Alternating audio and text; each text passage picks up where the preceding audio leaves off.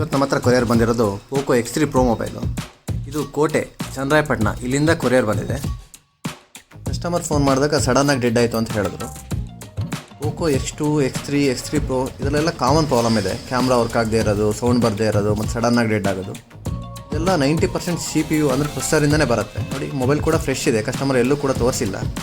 Customer phone ಮಾಡ್ತಾ ಹೇಳಿದ್ರು work ಮಾಡ್ತಾನೆ ಸಡನ್ನಾಗಿ ಡೆಡ್ ಆಯಿತು. ನಾನು ಹಾಗೆ ಯೂಟ್ಯೂಬಲ್ಲಿ ನೋಡಿದೆ, ನಿಮ್ಮ ವೀಡಿಯೋ ಬಂತು, ನಾನು ಹಾಗೆ ಬೇರೆ ಕಡೆ ತೋರ್ಸೋಕ್ಕೆ ಹೋಗಿಲ್ಲ, ಡೈರೆಕ್ಟ್ ನಿಮಗೆ ಕಳಿಸ್ತಿದ್ದೀನಿ ಅಂತ ಹೇಳಿ. ನೋಡಿ, ಇದರಲ್ಲಿ CPU ಮತ್ತು ರ್ಯಾಮನ್ನು ಹೇಗೆ ರೀಬಾಲಿಂಗ್ ಮಾಡಿ ರಿಪೇರಿ ಮಾಡ್ತೀವಿ ಅನ್ನೋದನ್ನ ಮುಂದಿನ ವೀಡಿಯೋದಲ್ಲಿ ನೋಡ್ಬೋದು.